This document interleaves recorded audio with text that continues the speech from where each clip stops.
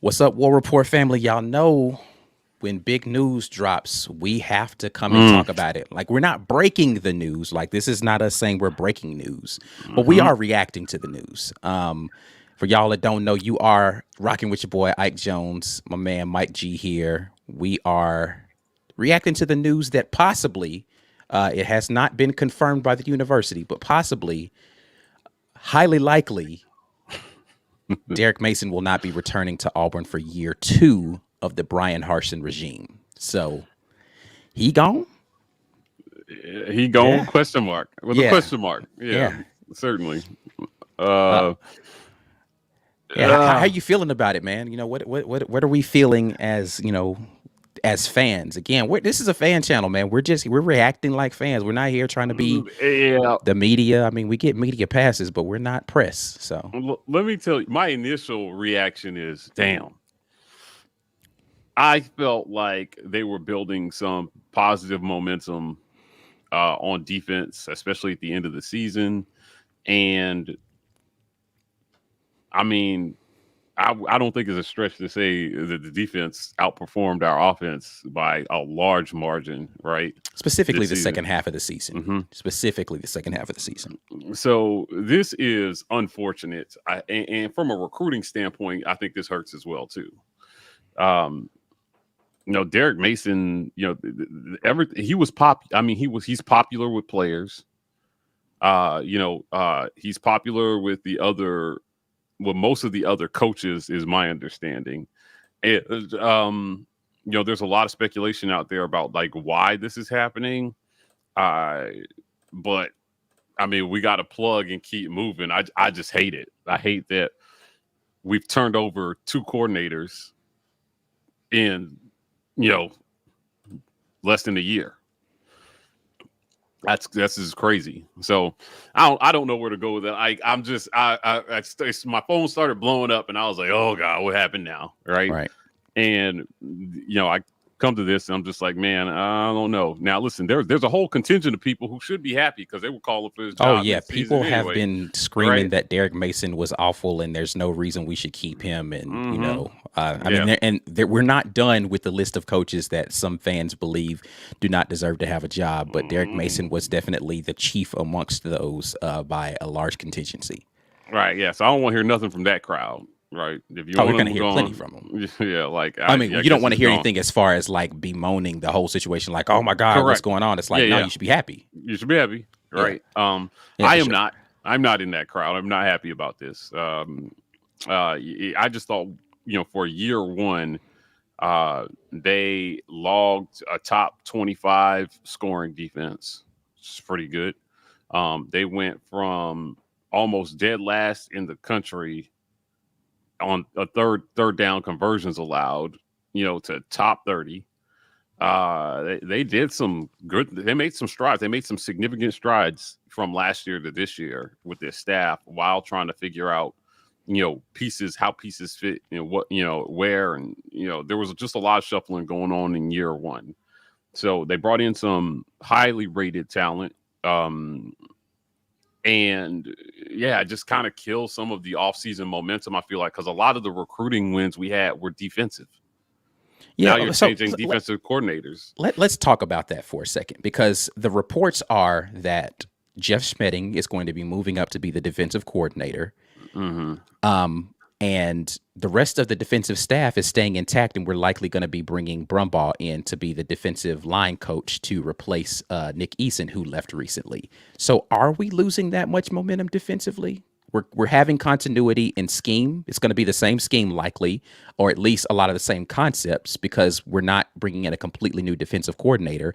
And the people who have been strongly reported as the main contributors to the success of the recruiting are still here, minus Nick Eason, of course. But when Nick Eason left, we didn't see a mass exodus of players. And the other guys that are responsible for the defensive recruiting, namely Zach Etheridge and Trevon Reed, still intact and still seem to be very much a part of the philosophy of what Harsin wants to do going forward. So are we really losing that much momentum? Like, how Uh, much of a step down is this truly? Yeah, I mean, if he's the one, we won't know until we see the next guy call plays, right? Like call No, I mean, defenses. I'm talking about the momentum that you're speaking of as far as recruiting. Recruiting Now, is concerned. again, there's literally no way we can project forward to how the defense is going to perform on the field right now. Yeah, I don't think it's positive for recruiting. So I don't think if it's anything, it can't be anything but negative for recruiting, I right? don't know that I agree with that. There's no positive spin to this. I mean, I don't. if you I don't know if it's a net loss. Is my point. I don't know. We didn't. I don't know that we gained anything here, but is it a loss? That's my question. You mean specifically from Mason leaving, right? For Mason to Schmedding being promoted, yes. Is there some significant gap that we need to make up now in the recruiting effort? If there's anything lost in recruiting, it's with the recruits who have not yet signed, who Derek Mason had a heavy hand in recruiting, and we don't know who all those are right now. I don't know that there's any. That's my point, is that the main recruiters that have been prevalent out there grabbing recruit. Who was Derek Mason lead recruit for that we've landed so far that you were excited about? I'm being 100% honest with you. I never check lead recruiter, secondary recruiter. I just know that they signed. That's all I know. I can tell you, not one. He was not lead recruiter on any of the defensive talent that we've brought in that anybody's excited about. Okay. So I have no idea, again, who he is leading recruiting on. That doesn't mean because he wasn't the lead recruiter on the guys that he signed doesn't mean that he didn't have an impact on them coming here. Not saying no that. way to quantify.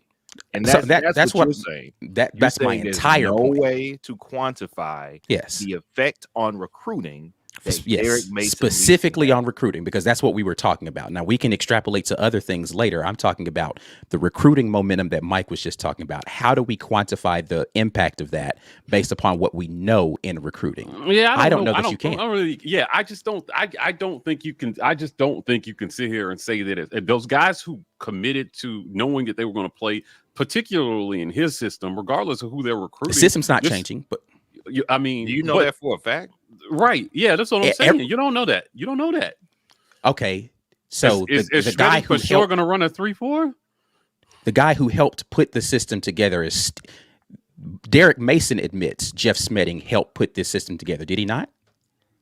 I don't know. I've never heard that. They literally said before the season start, we're in the lab like mad scientists putting all of this stuff together. Jeff Schmedding definitely a part of that process.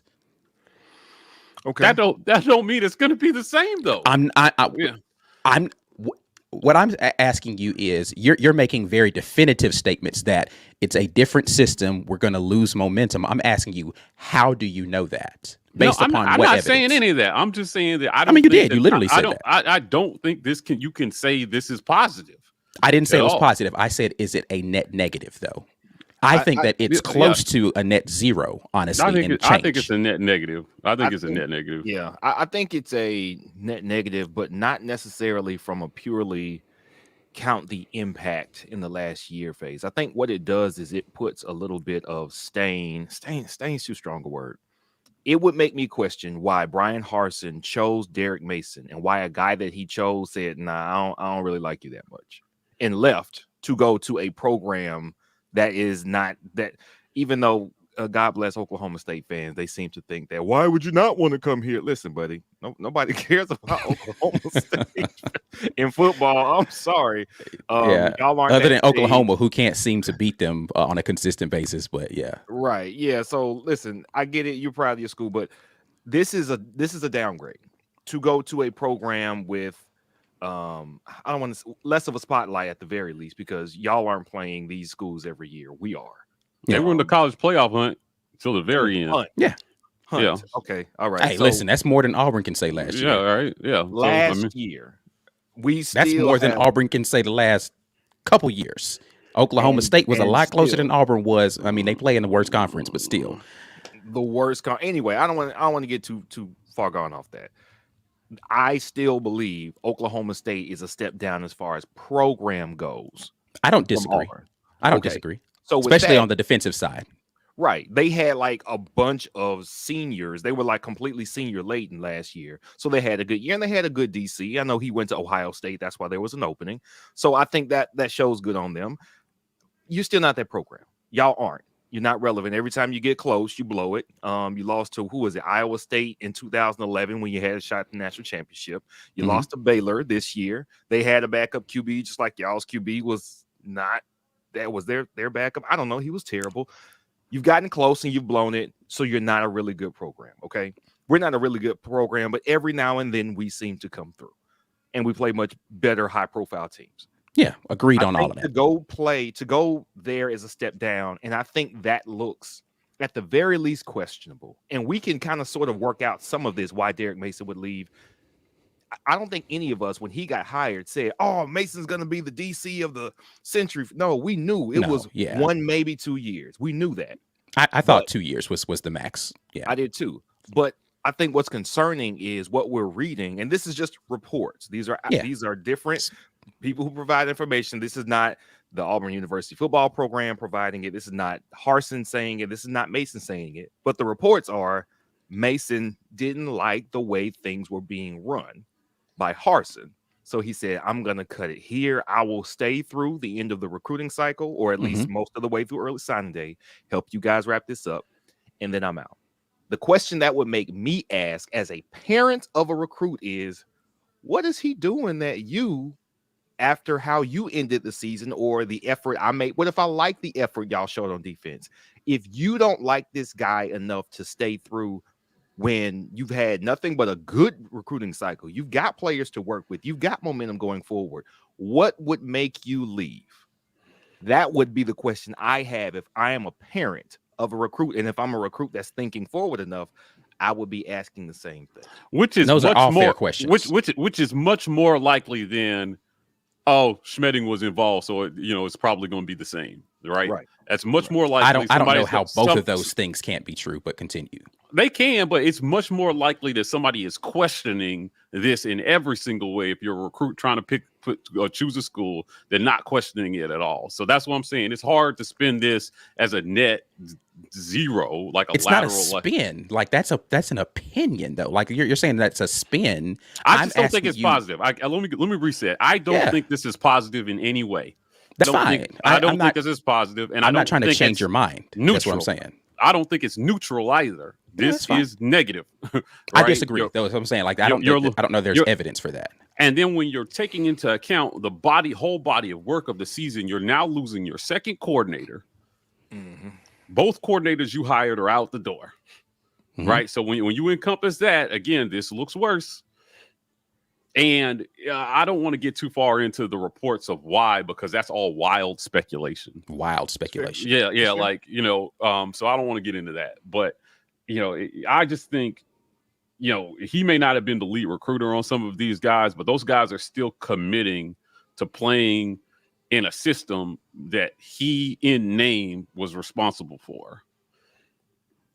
And none of us can sit here and know how involved Schmedding was, because that could just be all teamwork talk. Oh yeah, we're in the lab, blah blah blah. That makes it system. He's the one responsible for the product that we see on the field ultimately. So like, I don't think that you can, and there's going to have to be. I think there's going to have to be some kind of spin. I'm worried about this coaching staff now. Like, I've been very pro this coaching staff this whole time. This here is unsettling. And I think if I were a recruit, it would be unsettling, regardless of who recruited me. I guess my point is I haven't seen that, and it's early, but I haven't seen anything. You're not going to see it now. I mean, when would you see it? Like, it doesn't take a long time for somebody to be like, what? I'm out. Or he hasn't even officially said anything like yet. So I just don't think it's okay. Well, let me take it the opposite direction. What I have seen are people like Zach Etheridge and Jeffrey Emba come out, or even the former players that were under this system talk about how confident they are in Jeff Schmedding. I have seen that proactively from people. So I haven't seen the reaction in the opposite. If it's too early for broke, yes. No, I have not seen any reaction from any players. Definitely go check it out. Jeffrey Emba specifically and Zacoby McClain specifically have come out with Jeffrey Amba's talking about how he's ready to get to work, and he, did the little handshake thing with the defensive line guy. He still bought in completely. Zacoby McClain came out with a glowing endorsement of Jeff Schmedding.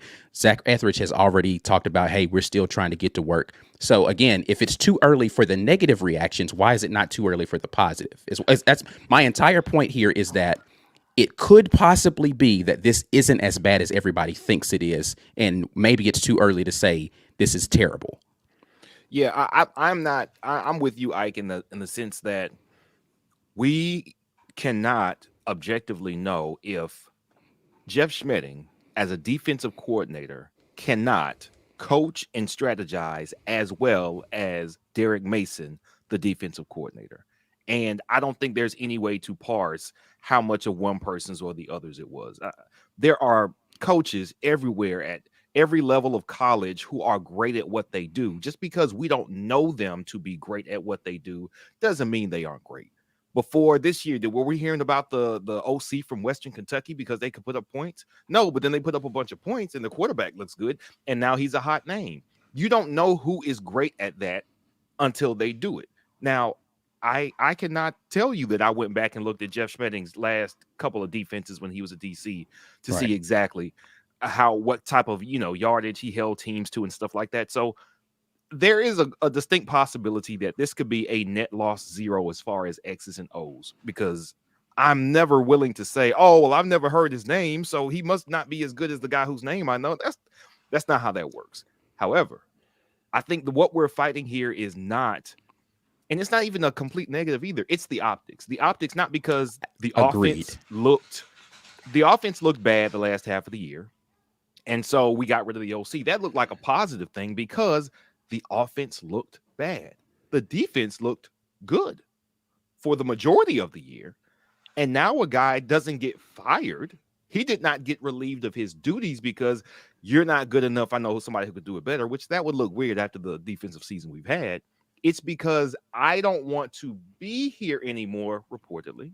And I really don't know that there would be any other reason he would leave if he wasn't fired.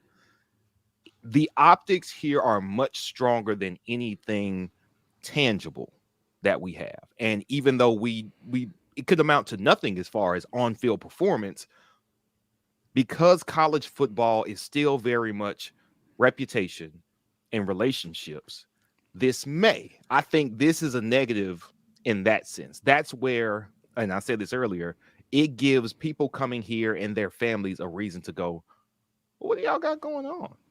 And I don't think we can afford that with a 6-7 team. Now, if we were 10-2 and we had some of this going on, it could be like, listen, man, we were doing great. Trust me, I know what we're doing because I've already put some of it together, so you can trust what you've seen. What I've seen is, and now upheaval after a bad season is like bad on bad, and that's what I think is a net negative here. I got you. So let me say two things in response to that, and then we need to go to these comments here because there are a lot of them. We appreciate you guys jumping on here, 300 plus strong on a random Friday live here. The perception issue, 100% agreed, unless you take it from the standpoint that, listen, if you're unhappy and you're not going to be rowing in the same direction, we can't continue to be in the same boat. I would rather you find a place where you can be happy. Just like we talked about with all of the players that have exited and decided to go to other programs. If what we are building and the way that we've chosen to build it does not jive, regardless of what we agreed to last year, and we thought we were on the same page, because this happens in all forms of relationships. We thought we were on the same page. We started getting into the relationship and it's like, you know what? Actually, I don't agree philosophically with X, Y, and Z. And it just became bitterness and more unhappiness as the season goes along, then yes, it's going to be a positive to say, you know what, let's just amicably part ways so that we can get somebody in here, or I can promote someone from within that is in alignment with the vision of where I want to take that. That doesn't have to be a negative thing. Agreed on the perception, though. The perception is going to be weighed on the court of public opinion, which you can't really control. And there's nothing you can do about that except try to force Mason to stay here and be unhappy for an entire other season, just so it doesn't look bad for optics. That can't be a positive thing. No. And the other portion of that I would say is that, if at some point in time people are swayed by Derek Mason not being here any longer, there's not much you can do about that. And at some point in time, that was going to be the case, right? There are better ways for him to exit that look better, but at some point in time, he's not going to be here. And so you have to figure out, as Brian Harsin, the head coach who is going to still be here, how do I build a program that they are attracted to come and say, listen, I know this guy's not here anymore, but we can still get the job done. And that's going to be his challenge for as long as he's at Auburn. For this year, next year, regardless of the way anybody exits ceremoniously or unceremoniously, that's going to be his job the entire time. Agreed. But let's get to these chats.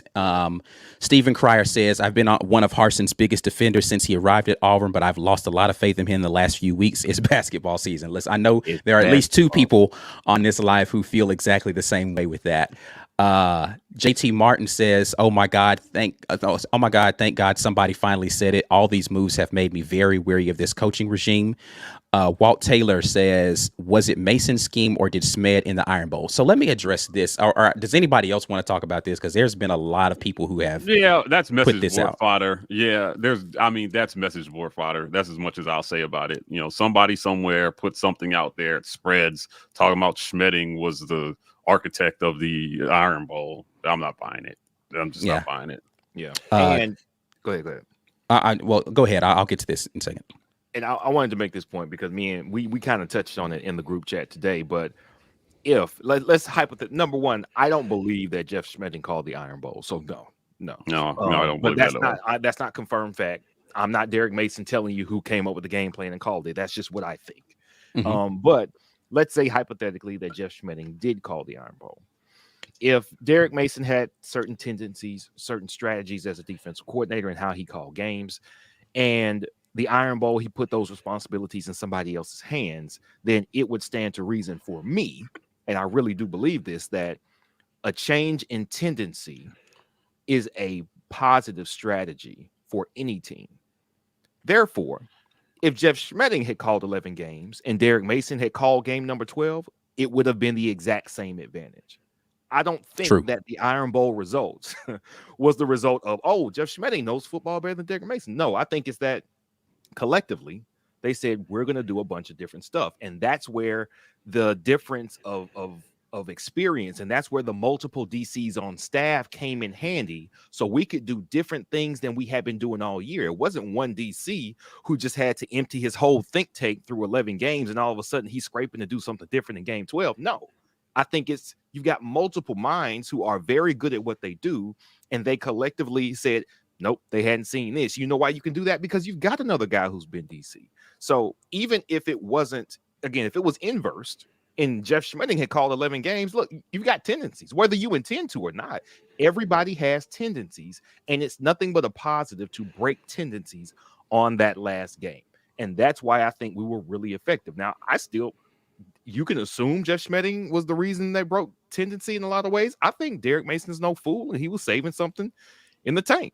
Now, whoever you want to believe, again, I don't believe that Jeff Schmedding all of a sudden took over responsibilities for Derek Mason. That doesn't make sense.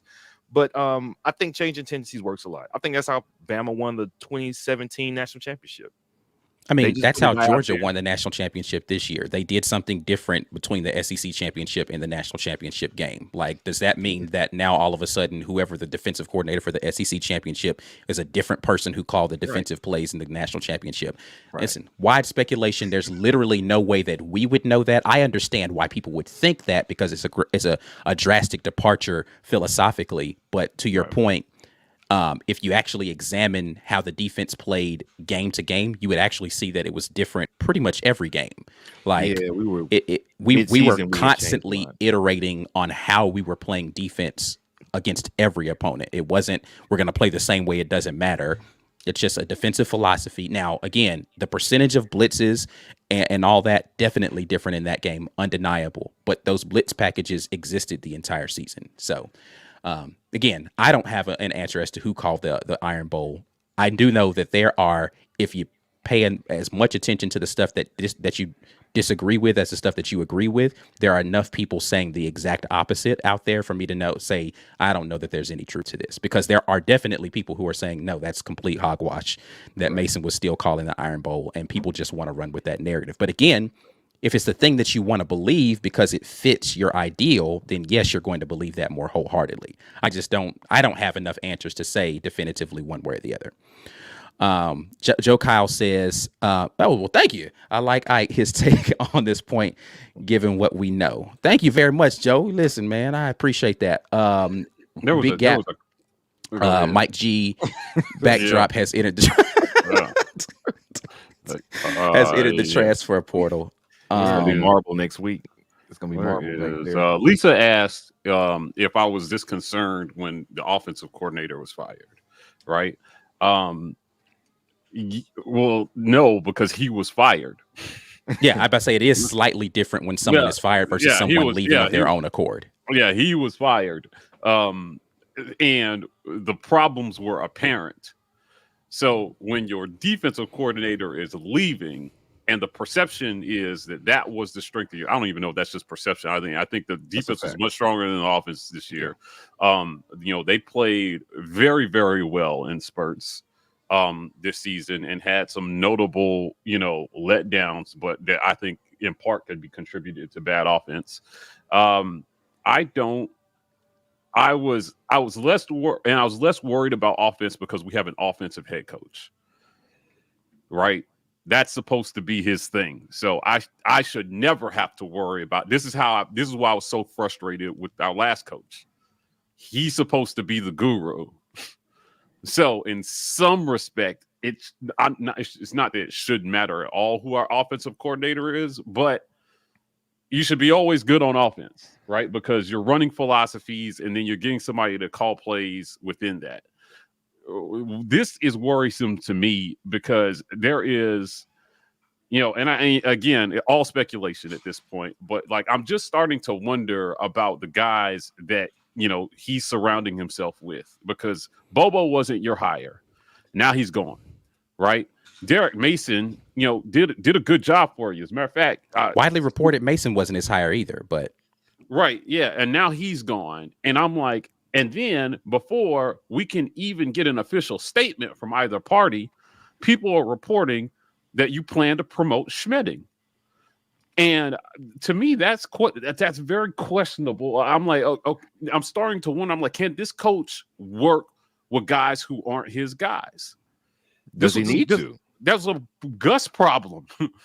This is a problem Gus had, surrounding himself with yes men. And I'm like, okay, so one of the few people on this team that, based on what we know now, may have challenged the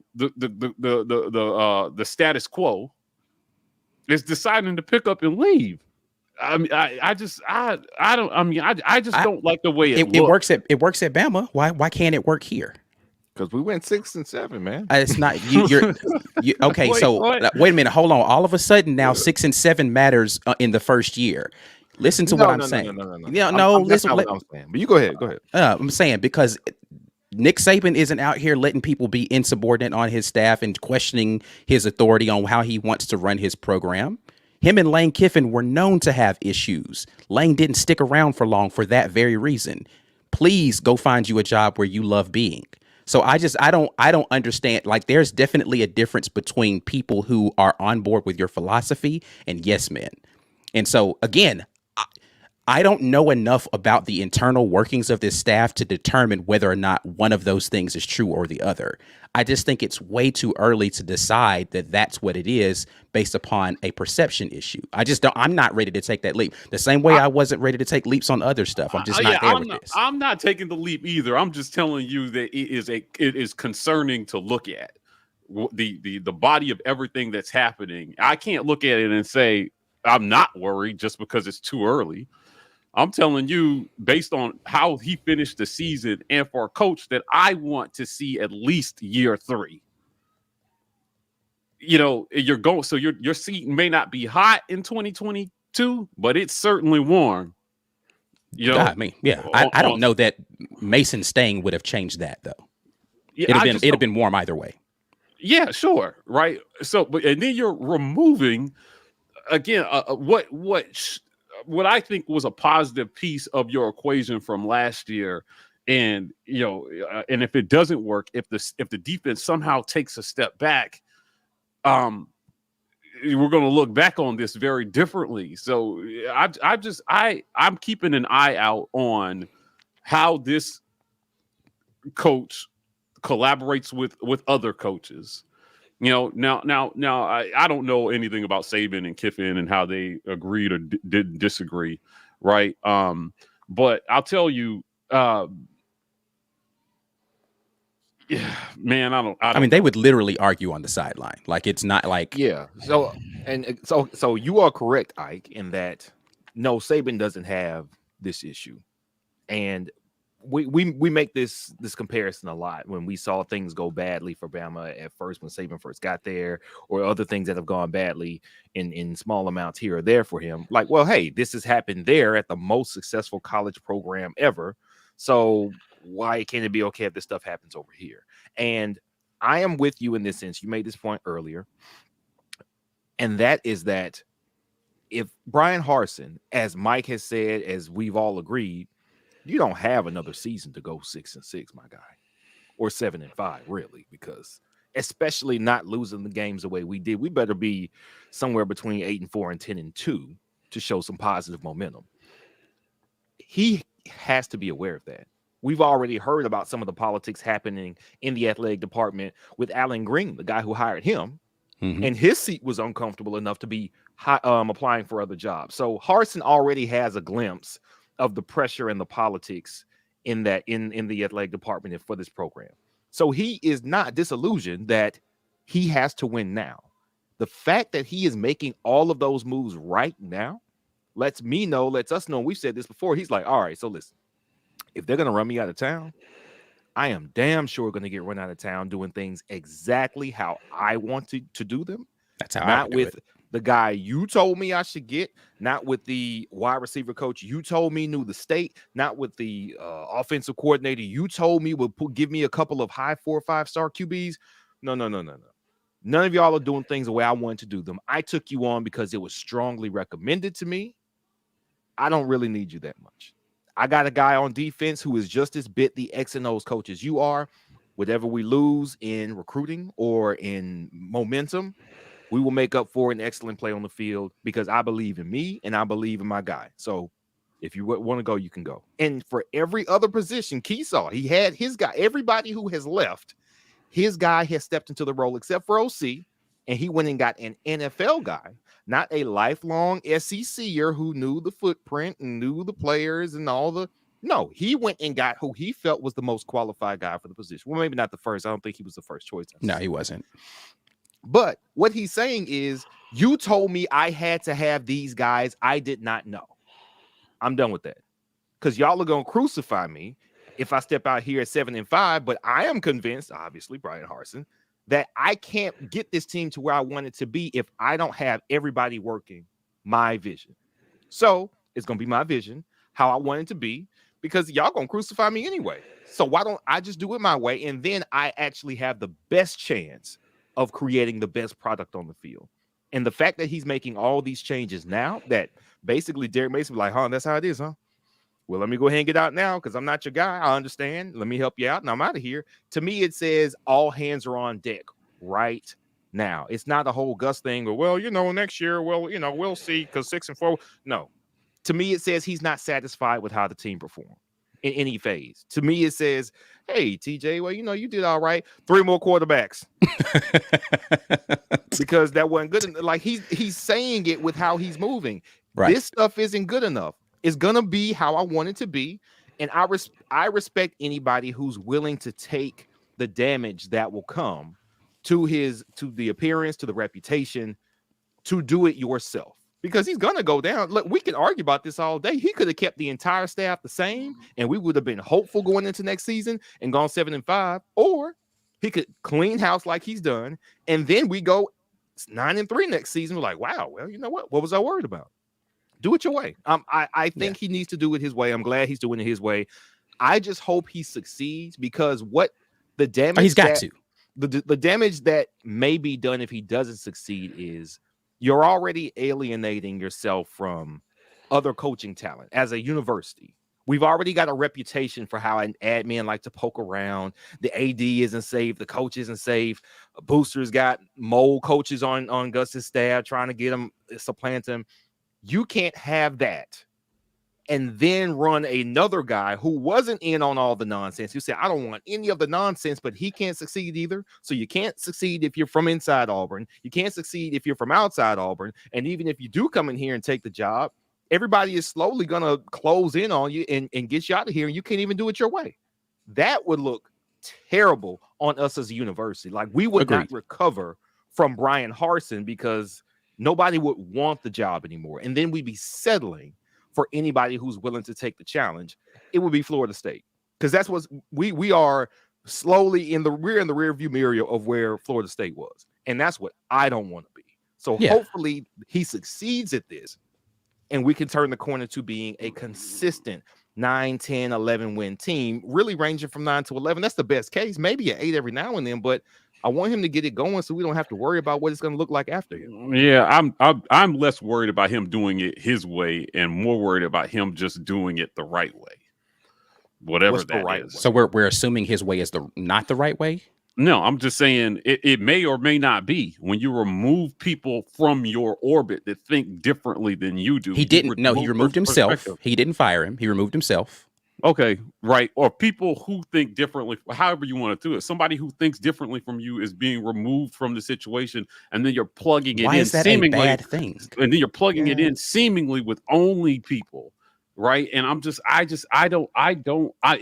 hope it works. I hope it works. I mean, I definitely hope it works too. It feels like an all or nothing gamble to me, right? I'm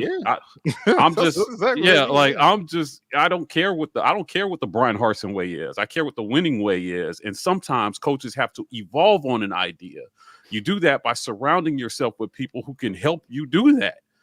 Right. Like and I'm not saying that he doesn't have any of those people in his orbit. I'm just telling you, to me, like, from where I'm sitting, I'm looking at it and I'm just thinking, man, like,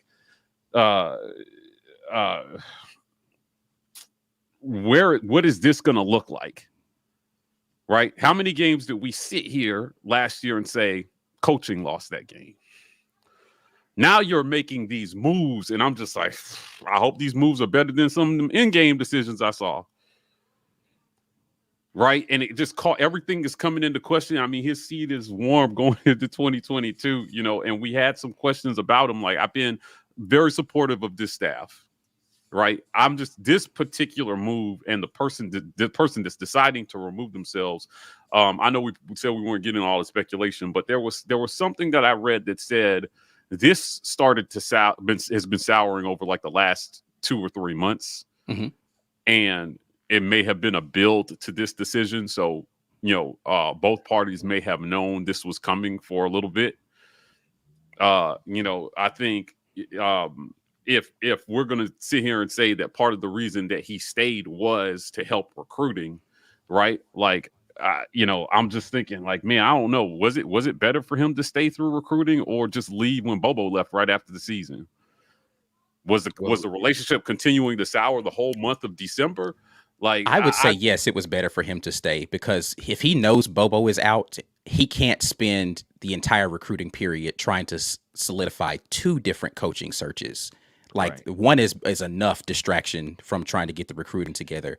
2 of them, listen, if you could just hold on a couple more weeks, man, then you can go do whatever you want to, no harm, no foul, and Derek Mason is gracious enough to do that, which is, let me get to JT Barton's point, and then I'm going to let you finish yours. I don't like how everybody's spinning this like Mason was the problem, and every time something goes wrong, Harsin is never the problem. This is definitely a problem for me as well, is that it's okay for 2 adults to agree to go separate directions and nobody be at fault for that, right? Like, right.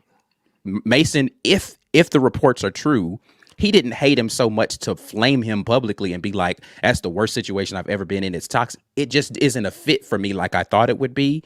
I'm a hold on. He was gracious through the whole Eason situation, wishing him the best luck on his next situation. He stayed on board through early signing day, even gave some positives about the recruits that were coming in. If this has been brewing for months, they were at least peaceable enough to make it through in, public facing, we're going to play nice, but you know what? At some point in time, we're going to split and I'm going to let you go.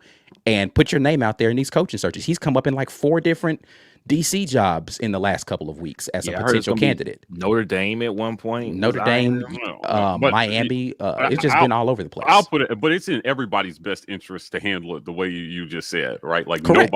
nobody gains anything from you, even if you are mad as hell, right? If you're Mason, you don't gain anything from putting that out there. Right. Well, I agree.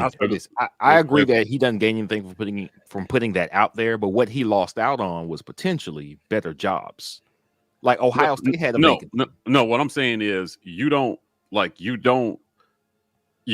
benefit from, like, if he's mad at Harsin and you don't benefit from flaming him, is what I'm saying, on your way out the door. So it's everybody's best interest to just be tight-lipped about whatever it was that you didn't disagree with, and better for people to speculate than for you to confirm it either way, because both sides lose in that discussion, right? If you're Harsin, whatever it is, he's disgruntled, you just don't want that narrative out there, right? And if you're Mason, again, if you flame your boss on your way out the door, your next boss might be thinking that you'll do the same thing to him.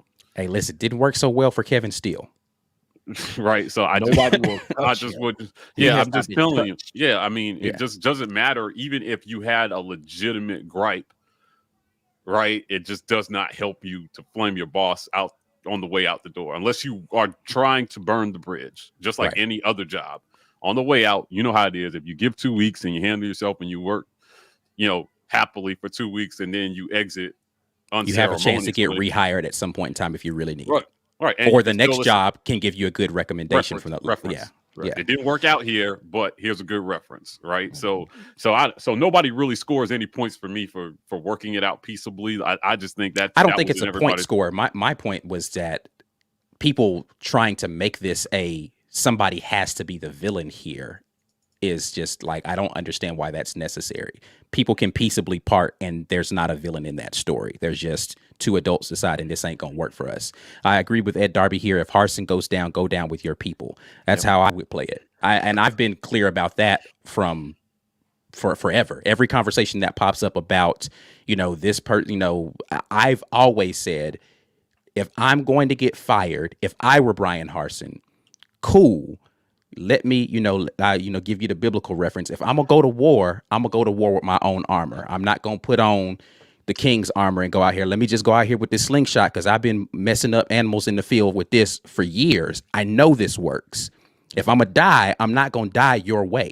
I'm gonna die my way, and that's fine, because either way, you're predicting my death, right? Regardless of what I go out here to fight with. You're predicting I'm going to lose. I'd rather lose with my dignity, saying I went down my way. That's how I would play it.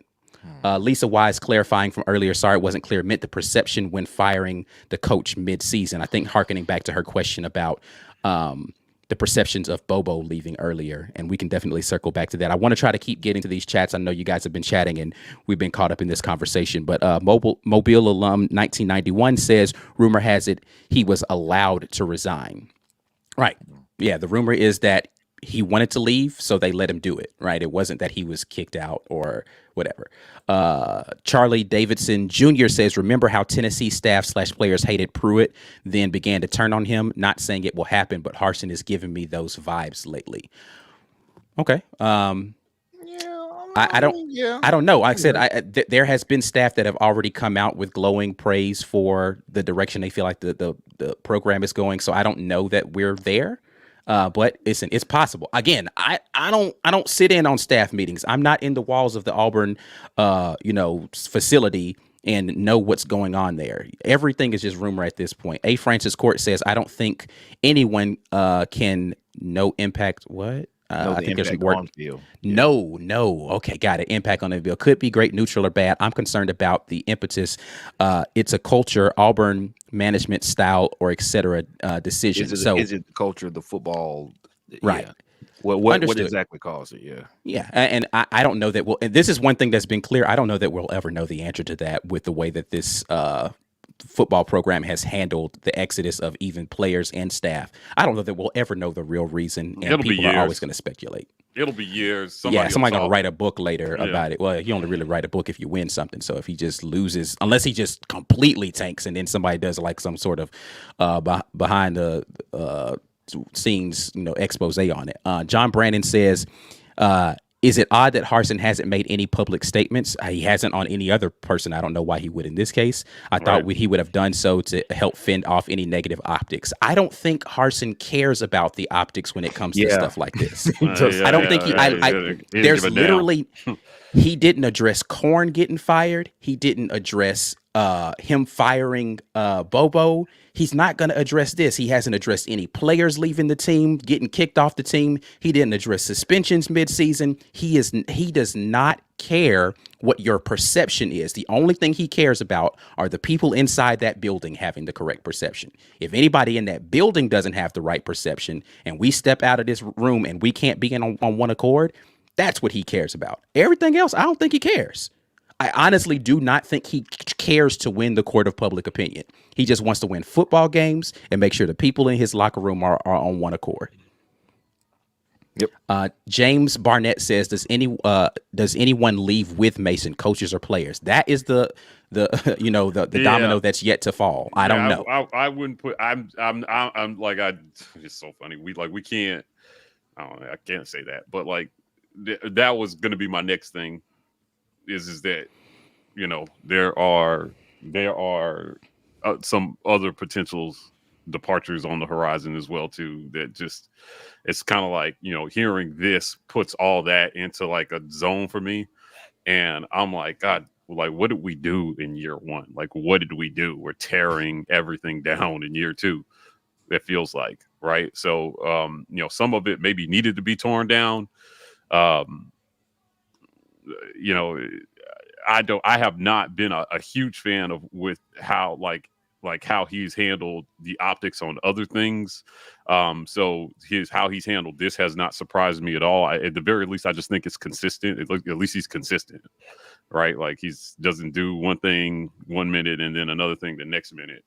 But the public statements, I don't know. What do you say? Right. What do you say that's not going to be coach speak that people complain about? Extremely political. Right. Yeah. Like, I mean, I don't know. Then that's not his thing anyway. So if that's not his thing, I don't want him to do it. Don't come out and give an unconvincing speech on what happened for us all to just be like, you didn't believe a word of what you just said. Right. I'd rather him just stay quiet. Yeah. Lawrence Robinson said he doesn't like how Gus is out here lurking USCF turning into the Auburn Knights. He's definitely, playing the hungry hippo, snatching up all the sloppy seconds. Like who's lurking? T. Will was lurking with for sure. Hunter. That's who was lurking. Now we never had any doubts about his ability to recruit. So that was not a surprise to me for that reason. So yeah. Yeah, Walt Taylor says, hey, the players that came back or stayed know more than we do, and they and Eason had nothing but positive statements. Listen, Mike, you and I sat there in the post-bowl press conference and listened to people have glowing endorsements, specifically Chandler Wooten. Nothing but positive things to say about Brian Harsin, right? Like, and I don't know a reason why Chandler Wooten would just get out there. I mean, we thought it was very sincere. And, why would he now do we look back at that and be like, oh, he was just doing that because he had I don't think he was. I think he was actually being sincere. I think a lot of former players have I don't know that you're going to be in a situation where everybody likes the style of what you're doing. It's just it's not feasible that everybody says you're a great person. There are people who don't like me. I don't even know. How do you not like me? It happens, right? Chandler Wooten was very glowing of Brian Harsin. I think there's a little bit of a difference between, playing for him and being a coworker, right? No, I was just specifically talking about players that may make an exodus of, Again, I don't know how many coaches are out here saying, yes, I love working for Brian Harsin. I mean, apparently a lot of the Boise guys do, but. It's just weird when it's defensive guys because, again, they're not being coached by Brian Harsin. primarily, right? Like, Right. he's doing any coach. I don't know what on the field coaching your offensive head coach would be doing with defensive guys. So, I assume Mason was involved in a lot of that. All reports was he was a very player popular, like he was popular with the players. You're speaking of Harsin or Mason? Mason was very popular with the players. So, um,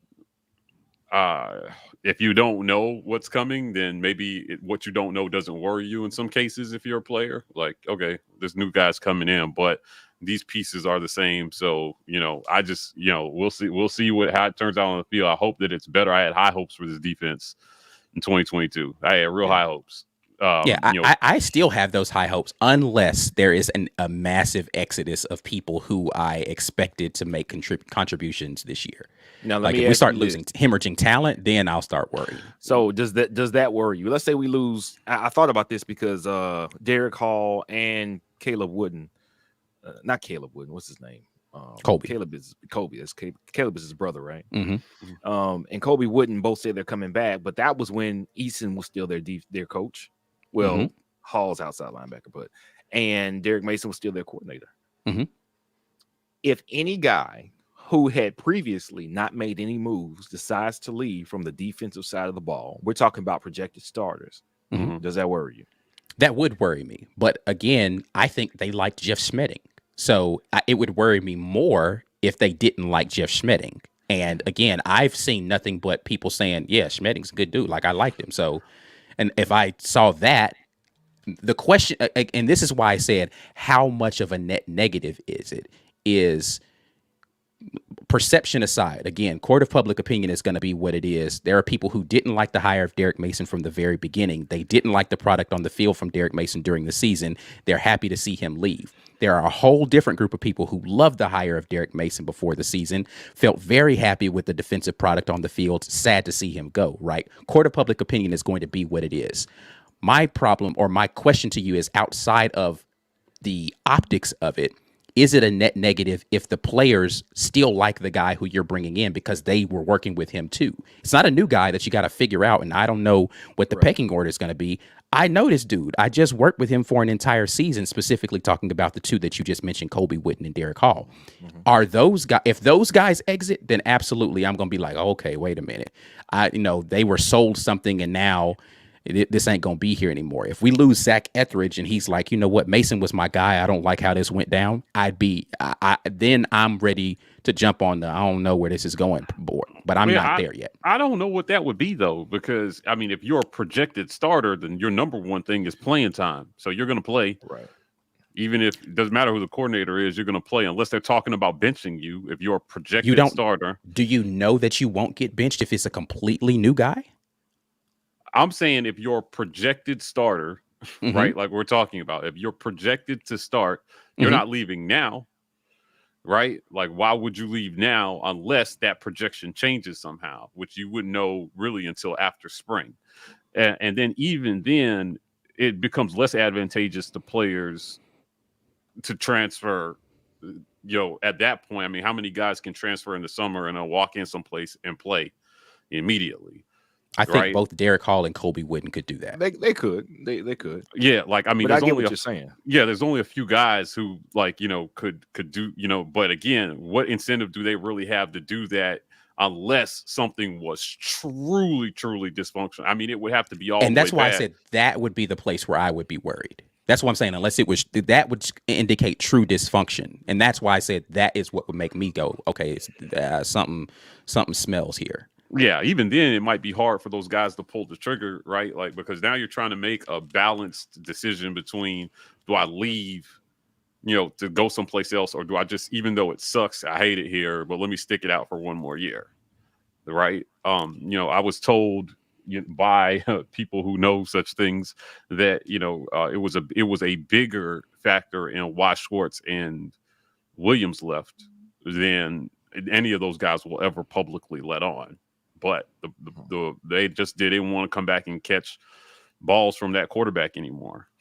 That was it. They were done, and that was enough for them to, it was more of a risk for Seth, right, than it was for Schwartz. It feels like, obviously, in hindsight, I think we can say that. I mean, even draft projections would say yes, it's more of a risk. Yeah, it was more of a risk for Seth. But those guys made that decision, and whatever it was, I'm sure some things were bigger than other, but the culmination, there were enough things there for those guys who would project as starters to say, I'm not opting in for this for another year if I've got another option, right? They chose pros, right? But I don't think they would have had the portal. They wouldn't have had the portal. So going to another school wouldn't have been an option for either one of those guys. It would have been interesting to see if they had that option, what they would have done. Yeah, especially for Seth, right? Like, leave and go pro, or just transfer to another school.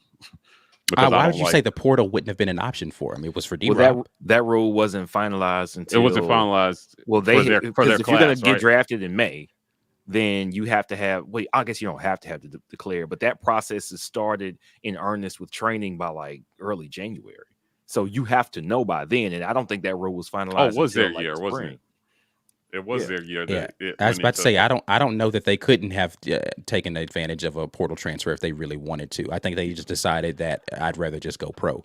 Let me grab another couple of chats here. Appreciate y'all jumping on here again. Late Friday night news here. Potentially, again, nothing official coming out from the university, but all signs point to Derek Mason no longer going to be the defensive coordinator for Auburn University in the coming season. Jeff Schmedding will take over in that role. Mobile alum 1991 says, I think all the great defensive players that came back speaks volumes. You have to assume they knew Mason was leaving. I don't know that you can make that assumption. Again, there's a lot of assumptions being thrown out here. I don't know that you can make that assumption unless they were fully aware, again, as some people say, that there has been friction between those two for a while, and this was just a public let's play nice in front of the cameras thing. It's a possibility, but I don't know for sure. Ed Darby says, and why start over for your last year? A lot of people start over for their last year. Listen, we just had a defensive lineman come in from UAB that was starting over for his last year. Right. So it's not unheard of for people in their last season to decide, let me go somewhere else where I feel like I can play and have a better situation. Devin Mangarelli says, in Harsin, I believe, War Damn Eagle. I hope so.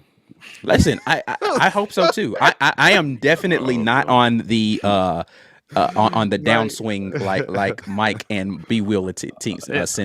Wait. Now I'm not quite as bad as Mike is. I just think it looks bad from the outside looking in. I think it's completely possible that X's and O, and this is what I want to reiterate this. We are so used to hearing about names and personalities when it comes to football. Football is the same game everywhere, man. You can coach it or you can't. And if Harsin knows football, if he's got guys on his staff, and even if they are his guys, if they know football and they can coach it and impart it on these players, then it doesn't matter to me what their names are. And I'm trying to separate myself from the name recognition of Derek Mason as a defensive guy from Jeff Schmedding, just because I've never heard of Jeff Schmedding before last year. It doesn't mean he is not every bit as capable a defensive coordinator. And the same thing for Austin Davis, and the same thing for Brian Harsin as a play caller, because I had no familiarity with him as an offensive guy at all. So the fact that I don't know it or I have not heard it doesn't mean it can't be good. So I am not in the camp of a lot of fans out there. Oh, well, I don't know who this is. It doesn't matter if we know who he is. Anybody who is great right now, at some point, their name meant nothing in their profession. Right. And through the work that they did, it became something.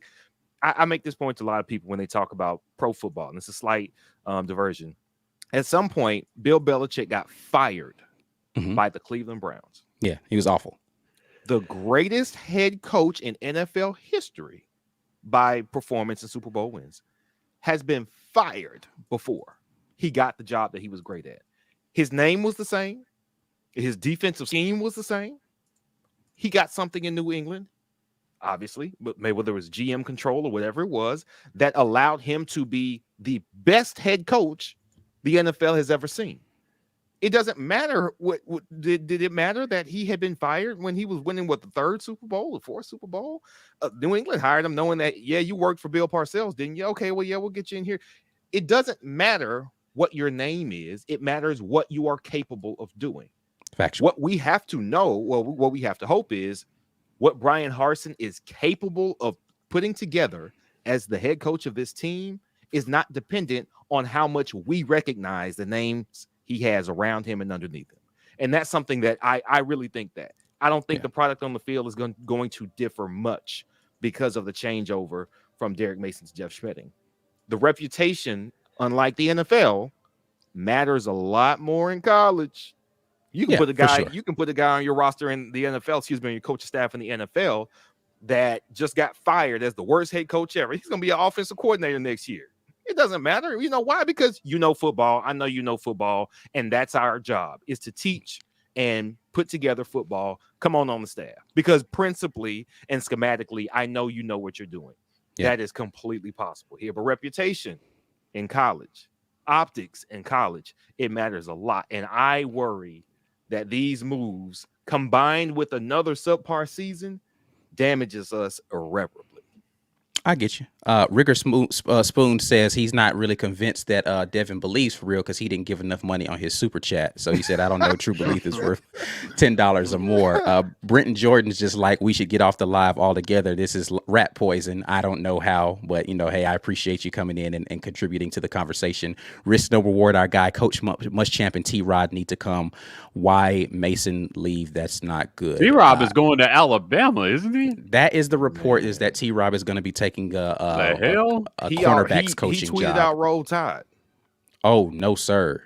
No, sir. That's Tavares Robinson tweeted out Roll Tide with an elephant emoji. He did. And exclamation marks. He did. It hurt. It hurt. I saw it. That is a little painful, man. Because I was really wanting T-Rob to come back at some point in time. Now you got to apologize, bro. Blake Robinson, this isn't a shot at any particular player or coach, but to use an analogy, here's my perception. Is Harsin just taking out the trash? War Eagle. Listen, yet to be seen. Risk no reward jumps back in and says, well, Harsin needs to learn to pick coaches with 4 total gone, no matter the reason. Now let's go turn this around. Listen, I agree. Another Mr. Casper P said, would you say Mason's replacement is quality, or we're just putting on a donut? That is yet to be seen as well. There's literally no way for us to know until we see it on the road, right? You got to road test it to know whether or not it's going to do its thing. Devin Mingarelli, Mike did a complete U-turn on what? I don't know. Harsin. He's probably talking about. Yeah, I mean, I'm not out on Harsin. I don't want anybody to hear that. I've got questions. I got a lot of questions that I would like answered based on recent events, is all I'm saying. Yeah. Risk no reward, 4 coaches and too many losses at the end of the season. I think a lot of people are like that. Yeah. A. Francis Cart, don't understand why Mason stayed this long. There are many great jobs available. He could have had a lateral move. This feels last minute. OK State is not as good as Auburn, or Auburn's better than OK State. I agree. So again, I think the reports are that they just wanted to get through the signing period and try to see what they could snatch up as far as the portal was concerned before he left. Listen, Derek Mason ain't hurting for money, and he's definitely not hurting for opportunities. Vandy's still paying him. Right. So again, he wasn't in a hurry because he didn't have to be. He only came to Auburn. He was going to go to the NFL before he came to Auburn. Derek Mason is going to be okay. So him staying longer was just a good show of faith to, all right, cool. I committed to you. I'll stay till you get your stuff together. But, y'all know I'm out the door as soon as I get another job. So, listen, that's just, big of him to be able to do that. Stephen Cryer, taking a job is one thing, but tweeting it is unacceptable. Absolutely, bro. I ain't mad at where you get your paycheck signed, but calm down, son. Let's see. Is there anything else? Lawrence Robinson, Schmedding could be chomping at the bit to have this kind of control. He's been a DC before, so he's probably eager to get back in there and show his chops in the SEC, just like Harsin was eager to be a head coach in the SEC. Absolutely think that that's possible. What you got, B? This is a fair question, right? Gabrielle asking this because I think we've all thought about this. If we had gone 9-4, how much change do we see happen if? Let's back up a little bit. How many games were definitely winnable and lost due to bad 5 coaching? at least? 5. Yeah, we went 9-4. Bobo might still be here. And see, that's what I'm wondering. How much change? But see, the best thing about this is this could have accelerated us to the eventual outcome that was best for us in the first place. Correct. I think the worst thing that happened to us was Gus winning the 2019 Iron Bowl. That was the worst thing that could have happened to us. We got it handed to us in 2018. We weren't great in 2019. Our defense was great, but our offense was not good. And he eked out this 2019 Iron Bowl, and that gave him a longer leash than he should have had. That should have been Gus's last season, in my opinion. I would not have renewed him after 2017. Arkansas wants you, buddy. Goodbye. I will see you later. You are not Sam Pittman. Go to Arkansas and go flail over there. But I understand why, as an administration, you can't say, all right, listen, this guy just beat Georgia and Bama, and both by double digits. Let's get rid of him. I understand why you can't make that decision. We're not around here just beating Georgia and Bama under anybody consistently. No, that's never happened. So if you do that both in 1 year, even if you don't think he can do it again every year, I get why you extend him. 2019, that was a win that should not have happened. It extended Gus's tenure past the point of where now we are rebuilding key position groups because his ability to recruit them had soured long before he left here. It had been going bad for years.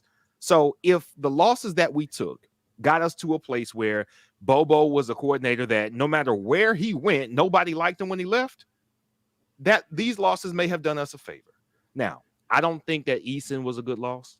I think Eason still might be the best hire of the offseason, still to this day, in the sense that I think Derek Mason is the reason that he came here.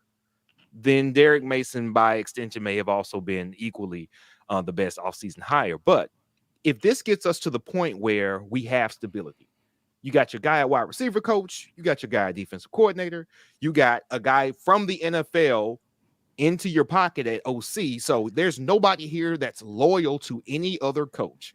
If Mason had left before Eason, I think Eason leaves. I just do, because of the connections between these coaches. So what you have now are people that you're recruiting who are recruiting to you, who are committing to you as a head coach and your guys as assistant coaches. There is no more upheaval, or there should not be any more upheaval. And you get this nailed down right here. This is your line in the sand to where you know from here forward, everybody is moving in lockstep on the same page. And I do think there's value to that. There's value in that stability, which is why we're so upset right now, because it looks like nothing has been stable all season. But quarterback wasn't stable. The wide receivers weren't but stable. Didn't the product on the field indicate that in hindsight, though, that there was a lot of instability? Not through the end of October. It looked great. It was shaky. Great. It was shaky, bro. By the end of October. But I'm just saying though, like it was inconsistent. Like 1 week it would look good, the next week it would look, and it's like, what's going on? Like we've had questions about the product on the field. Do we think that this is symptomatic? Yeah, not defensively. Defensively. Nah, defensively. not really defensively. Yeah, not defensively. I didn't have any questions about, like, I mean, it just.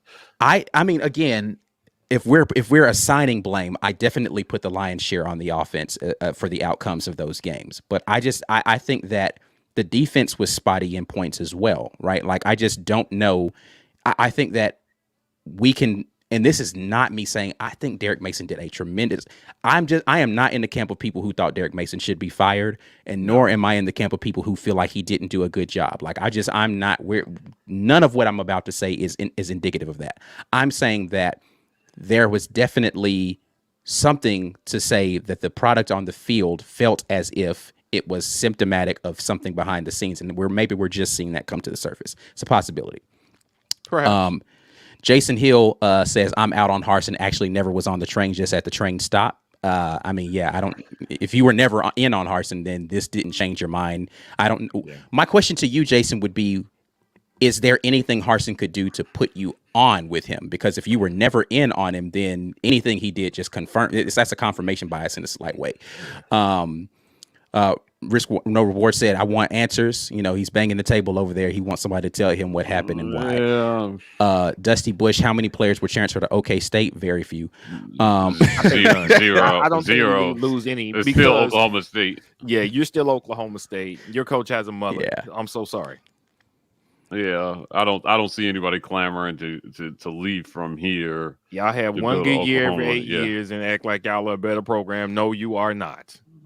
Fighting for your lives out there in the worst Power 5. No, the Pac-12 is the worst Power 5 conference. Yeah, in the second worst Power 5 conference in the nation.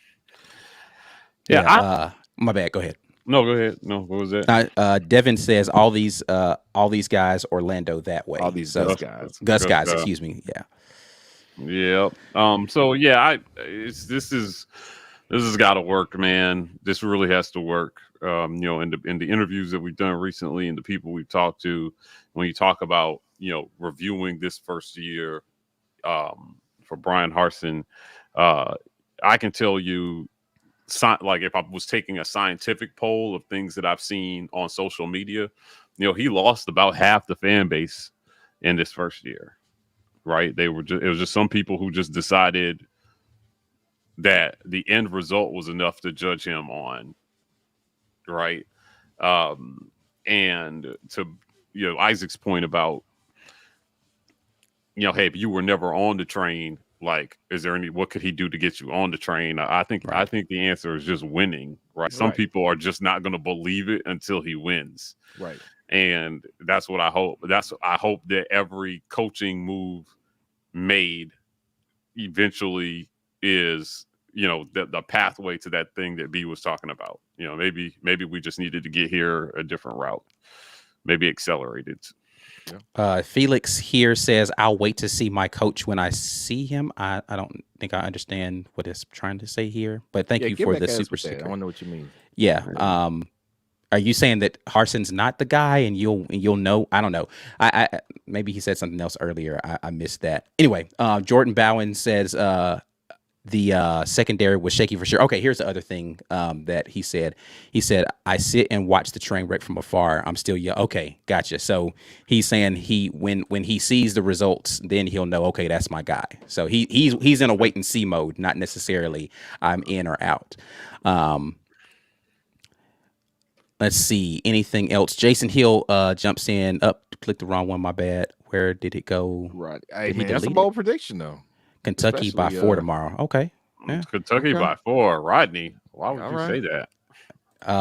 There he is. Recruiting was my concern and quickly confirmed. So I was like, nope, gonna invest. I'm still not gonna invest. I'm still a huge AU fan. Recruiting was your concern under Hart. You don't think they've done a good job recruiting with this staff? That's interesting. I think they've done fine for what they've done. Yeah, they did good under the circumstances. We could have recruited better on offense, but it just is for sure. Most of the fans that wasn't on Harsin train wasn't on it because he wasn't a household name. Mm-hmm. I mean, a lot of people who were not pro Harsin, they wanted Bob Stoops.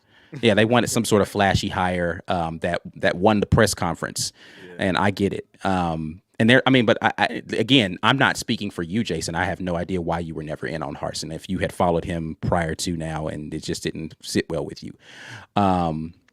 Let's see. Do we think Plumlee is going to start for Gusnick? I have no idea, and that would be he fits his system, so we'll see. Yeah, Gus, nobody fits Gus' systems because it's the opposite of whoever he's got. That's his system. You got a passing guy running offense. Let's go. James Sawyer says, I'm hopeful for year 2. It'll be more of his team and coaches this year. It feels like he was forced to hire the previous coordinators and plug Gus's roster with his philosophy. I definitely agree that, again, he has decided to go down with what he knows. And if, damned if I'm going to just do what I got to do. And I don't disagree with that philosophy. I just hope it works out for him. If it doesn't... If it doesn't, it's going to be ugly, and it's going to get ugly real quick. So the benefit of the transfer portal, though, is it allows you to flush the guys that you don't want out and get the guys that you do want in a lot quicker than it would have been possible 10 years ago. Because kids would just, they had to adhere to like, all right, I'm here. I just signed here a year ago. I'm a redshirt sophomore. I got to be here at least until I graduate, till I can make a move, unless I just want to sacrifice a year of my college career. And now you don't have to worry about that. Listen, you like Gus better? Go. See you. Bye.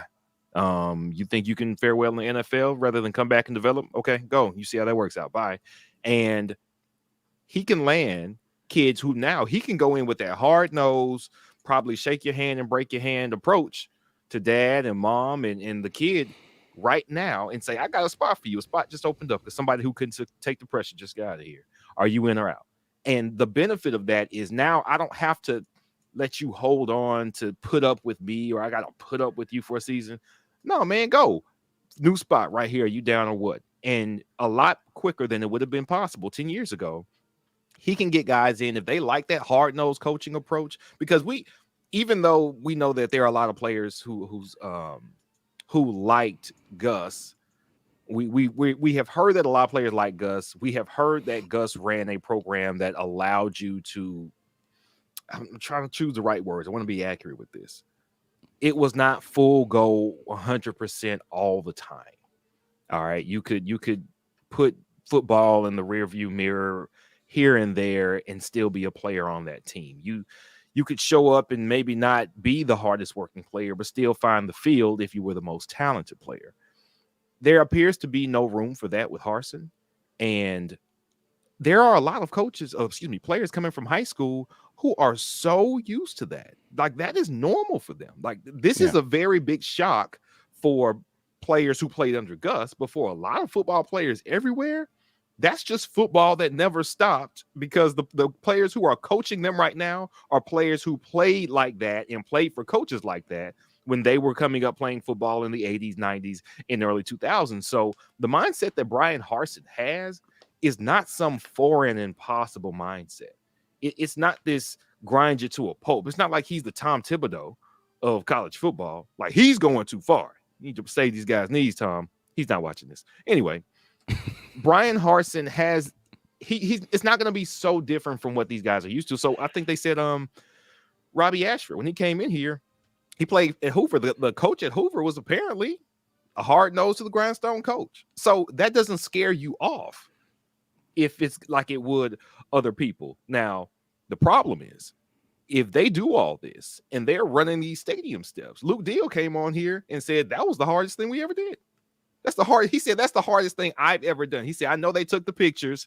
He talked with us on Wednesday Night War Room. We asked him what's the most rigorous thing that's been a difference in the training regimen. And he said, I know y'all saw videos, but man, you don't realize what running those stadium stairs is until you're doing it. And that works right now. When they see the difference in their play and physicality, I think it's great. If we lose 6 games next year, well, he wouldn't be here, so we wouldn't really have to worry about that anymore, honestly. But that's when it doesn't work. I think if you just plop Nick Saban with no record and no background at a school and he runs these guys to the ground, kids bail. Who are you, man? I'm not winning anything. We're not winning enough. Yeah, to validate. Winning cures all. Right. Winning, the process is hard, but the success has to be on the other end of it. And if it's not, then people are going to bail. So if he gets us to winning, everything's forgotten. We're not even thinking about having lost Derek Mason in the offseason if we win 9 games next year. If we beat a Georgia or an Alabama on the road next year. All is forgotten. Yeah, but I don't know about all, right? I mean, no, absolutely. When's the last time we beat either of them on the road? Positions will still have to play. Like, I mean, again, you still need to show steps forward. You still need to show movement forward. So, like, yeah, we weren't that far off from winning 9 games last year. But, you know, I don't know that it necessarily – I think maybe 10 wins forgives all. 9 wins buys you, you know, based on how he went, definitely gets you some time. I was about to say, it really depends on how the wins come. That's the big thing. It's not just wins, right? Yeah, you still got to look good, and you know, I mean, we still have to. I guess my point is, we still have to show progress, and that is more than just what's in the W column. For sure. 100%. I agree with that 100%. People are calling my attention to this comment. Boise guy here. Don't sleep on Harsin. Great coach, great recruiter. There's a method to the madness. BSU misses him. And listen, there are Boise people who don't miss him. So, I don't know that you will ever get universal approval for anybody. Like, people are going to hate and love every single person. There is a guy on YouTube right now. His YouTube going on every comment section. His YouTube name is "I'm on to you, Harsin." He goes to every single comment section. Every and one of them. He just Oh, man. he is spreading the gospel that Harsin is a fraud. Copy and pasting Yeah. all of his beef with Brian Harsin about why he is a destroyer of hopes and dreams, and you should never trust this fraud named Brian Harsin. He is doing it repeatedly. He will never respond to any of your comments. He'll just post that same comment on another comment until everybody gets it. So yes, it's hilarious. There are some Boise guys that are not so hot. Riggerspoon had Harsin install his entire Boise State staff last year, and we saw movement on the staff. I'd be worried, but it's his guys stepping in, so no worries there. Ben Bloodworth, what identity is Harsin trying to establish? This is a very key question for me. This is a question I wished we had the opportunity to ask Coach Harsin prior to last season. I hope we get the opportunity during this offseason to ask him this question. Yeah. What is the identity that you want to establish as a program? When you see the Auburn football brand under Brian Harsin, what is that supposed to look like? And if I don't see that, we got a chance to ask him in press conferences. He wanted to be balanced, right? Like that's the thing that they were preaching was balance. And why weren't we seeing that balance was re-asked to him later. I want to know, what is the identity of a Brian Harsin coached team? I get the work hard, work mantra and all that kind of stuff. What does that look like on the field? And how do we know it's not going right? Let me know what your brand is, and then I can understand what I'm judging this by. It's difficult. You had a comment on that? Yeah, no, I mean I agree. Like this is all very interesting. Mike is not happy tonight. Lawrence Robinson, remember we are still 5 and 6 throws away from being 9-10 win team. 10 wins team. Harsin's QB room will fix that, and we may have to be reliant on the D next year. Yet to be seen if the QB room can make the difference that we need. There are some positive. Listen. The reason today is not the day for me to push the panic button is I don't know what the fallout of this is going to be. We can assume what it may be, but the only things that I have seen have been overwhelmingly positive so far. But again, that's the only thing that's come out, the immediate reactions. That could be guys saving face. I have absolutely no idea. Right. We'll see. Joe Kyle, being well liked by the players isn't the end all. The coach must be respected first, and the like part comes or may not follow. I don't know that there isn't room for both of those things to be true. I think people who have a very militaristic mindset fall in the line with Joe Kyle 100%. It's that it's about respect before liking. And the fact is the transport portal allows you to, or makes it where you have to have a little bit of both. They got to like you and respect you. If they only like you and don't respect you, you're going to get poor play on the field. You're not going to get effort. If they only respect you and don't like you, you're going to get guys that play hard. But if you're losing ball games and they're disillusioned and then they're out, right? So there has to be a healthy mix of I play for you because I like you and I respect you enough to continue to follow your lead, right? Like it has to be a healthy mix of both. It can't just be the stick and no carrot. Pause. Rick Cavaday says, I'm on to you, a.k.a. Mike Bobo. Man needs a new job, too much free time. On to you, Brian Harsin is definitely a real guy out there on YouTube for sure. And he is prevalent in the comment sections.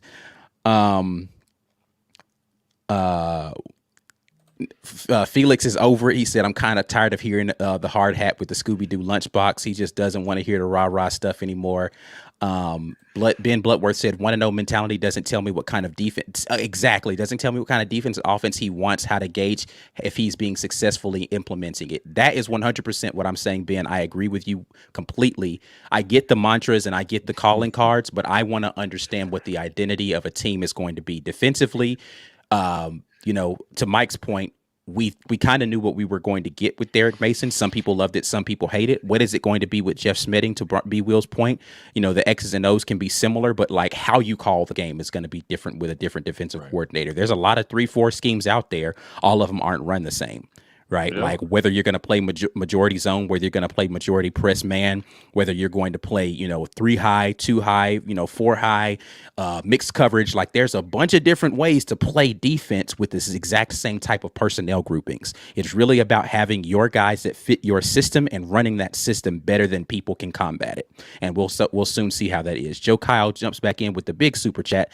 Ike busted me, went to listen, he is a military guy, went to the Coast Guard Academy, spent 20 years in the service. I understand, man. Listen, my dad is a retired Marine drill instructor. Is the entirety of my life is spent in a household that completely understands where that comes from. God bless my dad. I love him. He's still alive. So I ain't going to say nothing crazy about him. I wouldn't anyway, because I do love my dad. But I didn't like him very much growing up. That's just a factual thing, right? Just, it was like, why am I in this situation? It took him getting older and me getting older for the respect that I had to not cross a line with him to turn into a sincere, oh, my dad's not that bad. But that was years later, right? Like we had to go through a lot of falling out before we came to that place. And that's why I can understand firmly someone saying to themselves, this doesn't fit for me. Let me go in a different direction, but I don't have to hate you in the process of that. Right. And we can still be cool later on and we can find our way back to a kumbaya space. We're just not there today. Right. So there has to be a healthy mix of those two things in order for people to be able to, again, I'm using way too many biblical references tonight. Y'all can tell I grew up in the church, but I was going to say, how can two walk together unless they agree? Like it doesn't really matter if we're walking in the same space. We can't walk together unless there's agreement, or we're going to trip over one another. It's just that's a fact of life, whether you believe in biblical teachings or not. That's a factual thing of life. And to the point we just saw when Gus was here, Kevin Steele was quite literally a usurper. Yeah. And it ended up falling apart because they were anxious to move on from Gus while Kevin Steele, they were trying to bump him up. Because, I mean, that was never going to work. Gus's hands were tied to a certain extent. We just didn't know it.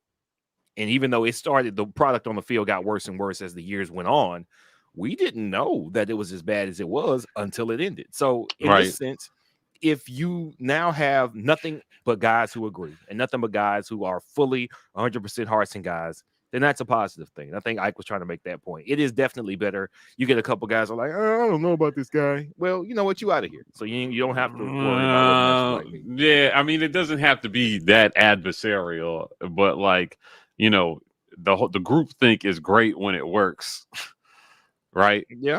But when it's not, and you got 15 guys all headed the same direction, right, is what I'm worried about. Like, and I just hope that there are still guys left around him that will challenge him if he's wrong, right? That's where I'm at with it. So, I don't know that that's not the case right now, but hopefully those guys are still in his room, because you need that. You need guys who challenge you and say, Coach, we need to take another look at this, or I know we planned this, or I know you're thinking this, but here's what we've seen, and just can be open to collaborate, with the people who hopefully now he has chosen fully, because, the staff was, this thing with Mason kind of irks me too, because I'm like, why not just hire Schmedding to begin with if that's the guy you wanted?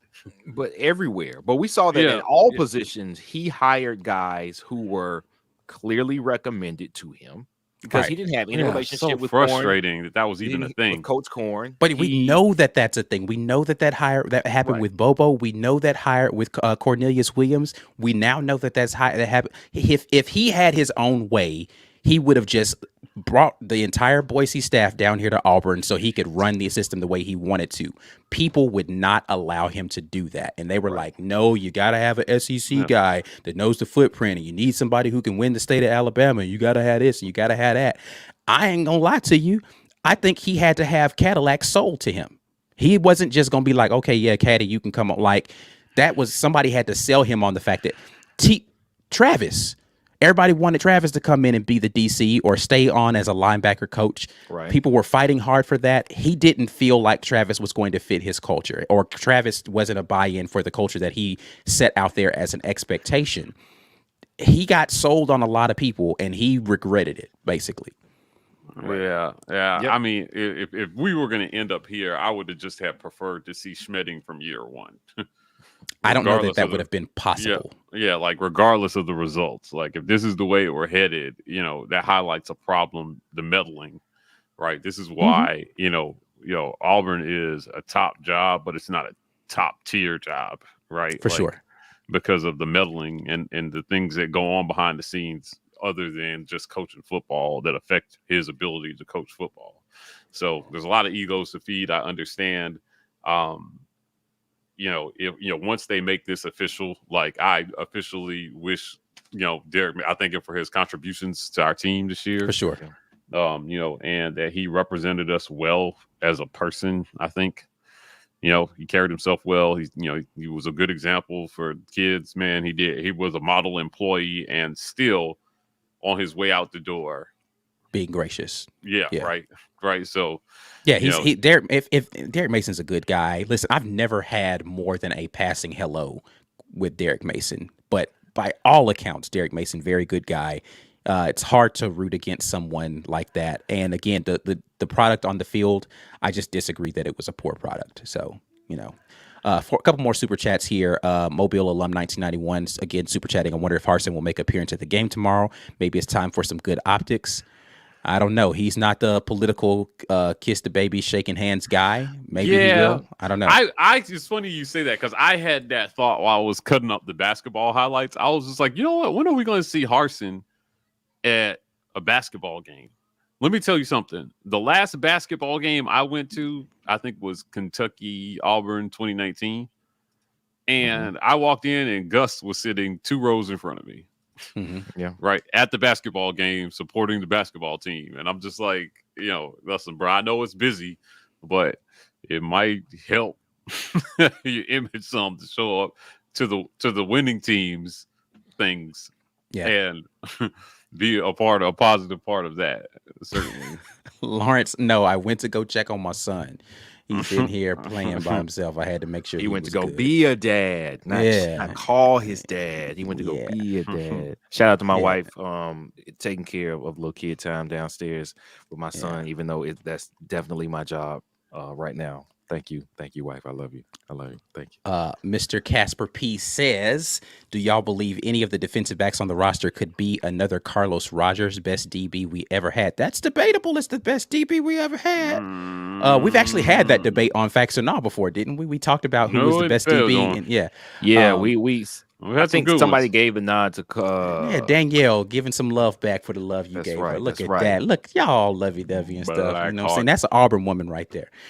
But yeah. As opposed to, I didn't say anything. Okay, all right. Yeah, I ain't say anything. Do we have Carlton Davis won the ring? I mean, that's really the separator. Carlton Davis got the ring. You know what I'm saying? I still think Carlos Rogers was the better cornerback, but debate. I don't know. Damian Postel says, "Look, Bruce supported football out there in the cold, no shirt on, all that." Shirtless. He is a meme. He made himself a meme. But they're just different. Like Bruce is different guys, right? The rah get out here. He just has he's a different kind of person. And I don't know that that's Brian Harsin's makeup. Like I don't think Brian Harsin cares. Like fundamentally does not care what you think of him. He wants to win football games. But again, to everybody's point, if you don't care what I think of you and you're not winning, you're out the door, right? Like you gotta win something. Either you're gonna win the court of public opinion or you're gonna win football games. The best people can do both. He is not winning football games, last 5 games of the year. And he is not winning the court of public opinion right now. Yeah, the optics are always better when you're winning, right? So as I'm saying, nobody would care if he showed up at a basketball game if we went 10-2 last year. Yeah, you know what? You ever see in the movies where the guy goes up to the girl's windows and he's tossing pebbles at the window and she comes and she's like, "Oh, Johnny, I knew it was you," right? That only works because she liked Johnny. She already likes Johnny. Yeah. Right. She Yeah, didn't because like you're a loser if you're like, why the heck are you bothering me? You're probably giving a You're restraining order. trespassing. Yeah. Right. It's And talking so if she don't like you. my point is that I'm not sure Brian Harsin is proverbially hot enough to throw pebbles at the window. Right. I'm saying like he could show up and get booed at this point in time, possibly. Right, People be like, put him on the big screen you know and be what? like, ooh, get this guy out of here. So Yeah. I mean, that's all I'm saying, Yeah. right? So I get it. I'm like, okay, so maybe there's a reason. Maybe he needs to start Right. winning something. Bruce can show up anywhere and Anywhere, hit my face card good everywhere, right? Yeah, like we have a table right here for you, Mr. Pearl, right? Like he can just go in and do what he's saying, but I just question that part of it, his popularity around there. But I still think it would be a good thing for him to show up. I do. Lawrence hipping everybody to how B. Will got Danielle throwing pebbles at the window. No, I ain't have to do that, man. I just had to hang around. You know how Steve Urkel said, "I'm wearing you down, baby." That's yep, that's I was called just there. assault. I was just right there for a long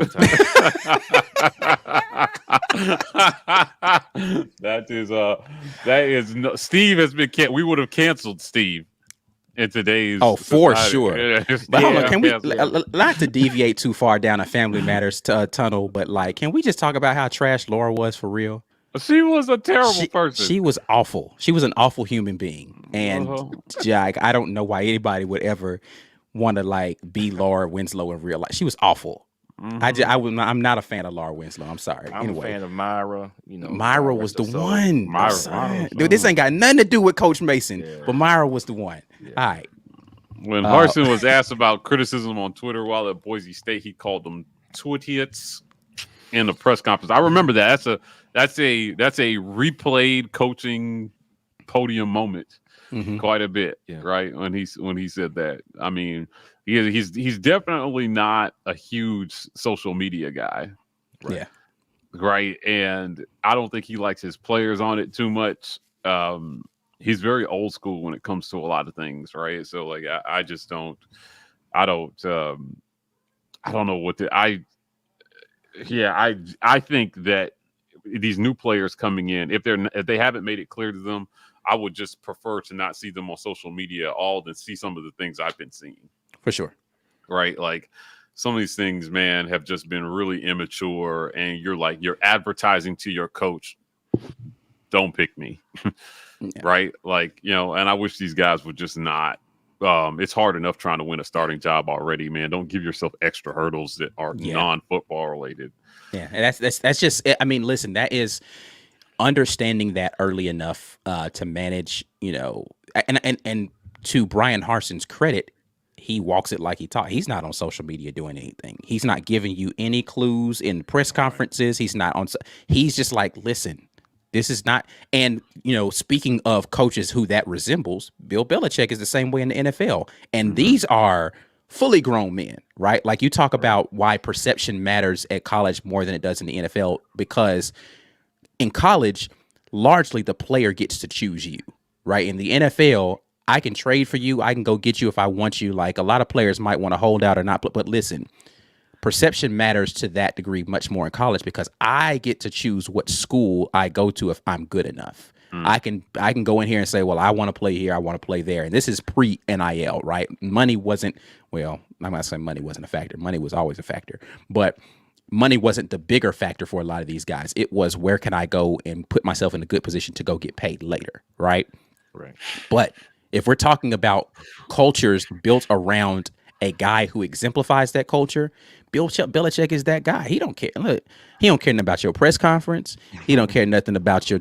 He ain't trying to be on Twitter. He's not trying. He doesn't care about the court of public opinion. When is the last time you felt like Bill Belichick was trying to make a move publicly that won him some sort of brownie points with anybody, locally in Boston or nationally in the media? He does not care. Not even the slightest bit. Yeah, this is funny. This comment here: how many basketball games do we see Saban, Curry, or Jimbo at? I don't know. I don't watch. Who watches those guys play basketball? Georgia sucks. Bama sucks. Texas A&M is good, but I don't care if they show up at a basketball game. Yeah, I mean, to your point though, I don't think that they go, but I have not seen a ton of footage on that, but that doesn't mean that it's not happening. But I fundamentally don't care if they earlier. But see, here's the thing: if was early in the Nick Saban days, was he doing that? Was he trying to just show up and show solidarity for the university before he became Nick the Great? Right. I mean, he was already coming in highly touted, so maybe it's different for Nick. Maybe LSU might be a better example. Was Nick Saban early days LSU? You know, when he first got there to LSU, was he showing up at LSU basketball games to be like, "Hi, I'm Nick, new guy on campus. You guys gotta love me." Do we bring 5'7" recruits? Do we bring football to basketball games? Jack Pyburns is supposed to be showing up at the game tomorrow. Okay. What's his name? Gus was actually at games with recruits. That was a part of like the recruitment trip for certain guys. Correct. Yeah, but I'm saying somebody else from the football team is going to be there with the recruits. It's not going to be Brian Harsin. Now the players go. The players go, and that may be a thing where the players are taking the recruits to the game, because I know that happens when they come on campus, and then the current players come. You know, they show the other the recruits around and say, "Is this real?" This goes. He's not on Madden. You mean like he's not? They can't use his likeness. They can't use his likeness. He's like, I don't even want to be in y'all video games. I don't play no games, not even video games. That's funny. He's like, no. He's like, hey, can you sign off on this? Nope, I'm good. No. Oh man, I think probably my likeness. Yeah, that's crazy. The best thing that we can get from Harsin is we're in this position where we have to compare what his tenure so far looks like with somebody else who does it that way, but who's been successful, so that we feel like, okay, even though how you have done so far, your tendencies, how hard of a coach you are, we don't think it's working great right now because of how things are changing, because of the record on the field. And we're trying to say, okay, well, somebody else looked like that on the field in year one, but they ended up all right. Or, well, this coach coaches that hard, but they ended up all right. But honestly, we have no idea where this is going. We don't. And none of us sitting here thought we would know where this was be going after year one. So big picture, what we have lost is, I can't say we've lost much, because we didn't think this would be together by the end of the 2021 season. We said 2023. We've been saying that. We want to see that recruiting class. We want to see the development of the guys he got his hands on starting in 2021. Mm-hmm. And we want to see how does the quarterback position look by then, by 2023.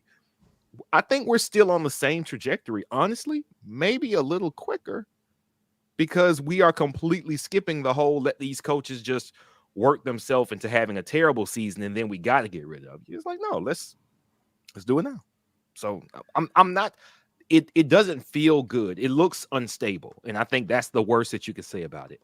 Instability is not a good look, but so far that's all it is a bad look.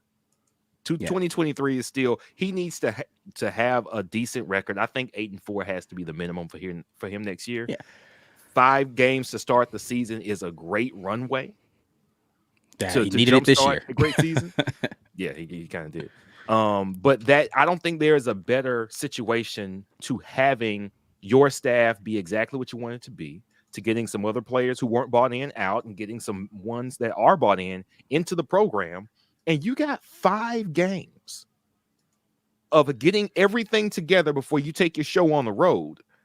It is very possible to come out of those 5 games 5-0, and you need 3 more wins in SEC play. 3 wins out of the last 7 games to secure your spot, so you can get to that 2023 season and show us exactly who you are. I think it's possible. You got to like the setup. Yeah, and I mean, but I think to kind of echo, or I think to encompass some of the feelings for Mike. Yes, we all agree that this year was not going to be the prove it year necessarily. 2023 was going to be the one, but you were hoping more was going to be intact leading up into that, so that you don't have to feel like it's a restart every time you get to the off season. Main Easy in the place said we good, let him cook with his own ingredients, then taste the gumbo. Listen, I hope I like gumbo. You would make a food reference. Yeah, listen, I like it. I like it, but I am definitely hoping that we have some good results. But again, we don't know. We have to wait and play this forward. Lisa Wise jumping in here saying Saban showed up at halftime for the Iron Bowl trophy until those poor losers started making excuses to keep from coming to Auburn and the tradition was minimized. No, man, what? Come on, bro. Gotta show up. Yeah, whatever. That guy. I don't know. I mean, he's a great coach. I'm not going to say anything negative about him. He just coaches for a terrible team. Well, he coaches for a good team. I just hate him. So we're assuming that Schmedding moves into the defensive coordinator job. They hired the former AU guy. What's his name? Brumbaugh. Jimmy Brumbaugh. And you've got a ton of talent in there returning. Now you got to hold on to everybody through the spring. Guys will have transfer options up until like May or something like that, I think, if they're going to hop in the portal before the next season. But I think a lot of the guys that we brought in now that Smoke is out, Jacoby's out, Owen Papo is returning, correct? Mm-hmm. He is coming back. Yeah, Derek Hall, I think is coming back. Derek Hall's back. Colby Wooden's back. Yeah, Echo Leota back. Who else from the defensive side? I mean, they've got a chance. They just bring back and those guys all played like significant minutes, right? Like so, bringing all that back plus plugging in some things on the D line. You got Thanos in here. Some guys that maybe can be immediate impact guys. And I'd say the ingredients are definitely there, right? Yeah. I just want to see what kind of cook is in the kitchen. So there is the essential question is, do we actually, Marcus Harris, another one, do we actually know what kind of cook we have in the kitchen at this point? I don't think anybody does, but I think, to continue the restaurant metaphor, the cook is not the only person responsible for what ends up on your plate. Right, like the rest of the kitchen staff has got to be on board with what the head chef is trying to do. And if you got guys out there who aren't pulling their weight, I've watched enough reality TV shows about cooking to know the head chef can be a master. You got a poor sous chef and you got a poor guy who's on the prep line and all that kind of stuff. It doesn't matter. None of that stuff matters. You could have the most highly touted head chef in the world. The rest of the kitchen staff got to be on point too. Yeah. That's a fact.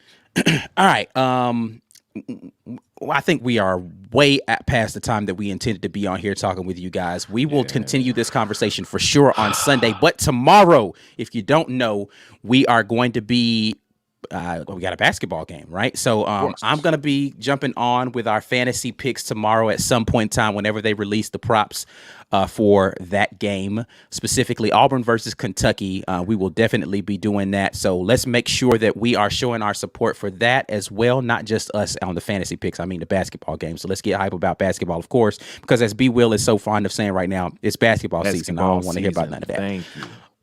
So let's just make sure that we're on board with that sort of thing. And we will be right back here with you guys live on Sunday as always, man. Any final words from anybody before we get out of here? It's best. Oh, we haven't done any primes for any of this stuff. Y'all need to be doing this stuff. Mike G, talk to him real quick. Become a patron. Jump in here. We restrict chat sometimes to patron only. We reserve the right to do so at a moment's notice without notification. So if it happens, don't let it happen to you. Have a green name.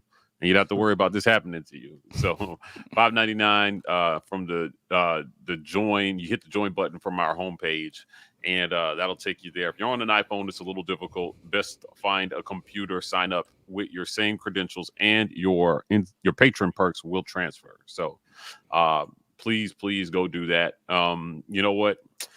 Guys, we are partnered with the Lee County Humane Society. You guys know what this is. We haven't had any donations in a while. So if you guys have a little extra hanging around this month you want to kick to save some puppies, we'd appreciate it. I know they'd appreciate it. You can find the link to this GoFundMe in the About section of our YouTube channel, where you can find most of the links to most of our stuff. And we didn't give anything away today, but visit our merch store. This is a great way to support our content. I've seen a number of you placing orders in the merch store, repping that War Report gear, which we're giving away every live stream. So The gear is all the way out there. You guys are buying it. We're giving it away. It's everywhere now. Awesome. All right, man. Well, we are out of here until next time, man. We will definitely see you fantasy picks tomorrow, Sunday, back with the live, and we'll be talking about the results from the game after another great win against those Wildcats at home. Until then, and as always, War Eagle.